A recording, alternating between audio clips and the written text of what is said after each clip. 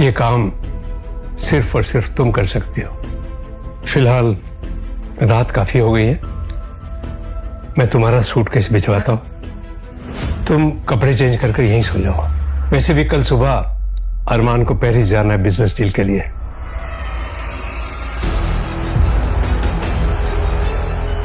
ये सुनकर आस्था ने चैन की सांस ली।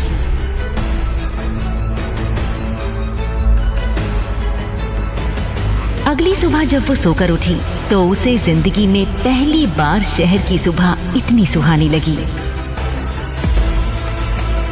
वो कुछ सोचते हुए धीरे धीरे गार्डन की तरफ बढ़ गई।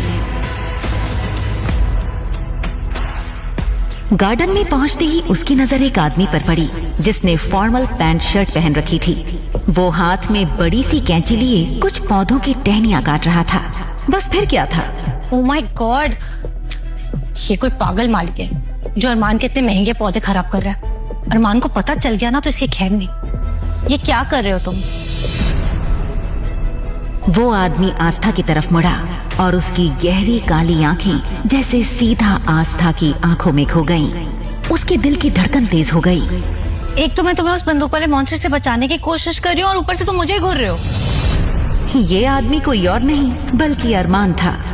अरमान सुबह पेरिस के लिए निकला जरूर था, पर खराब मौसम होने की वजह से उसे अपनी मीटिंग अगले हफ्ते के लिए पोस्टपोन करनी पड़ी। अरमान का सिर्फ और सिर्फ एक ही शौक था, पौधे लगाना और उनकी देखभाल करना।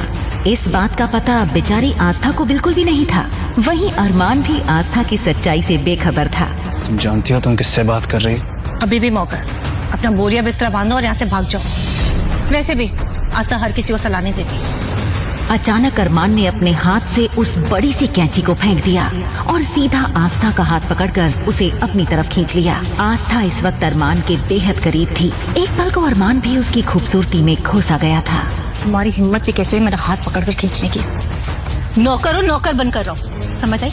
तुमने अभी मुझे नौकर कहा, इसलिए जानती नहीं हो तुम।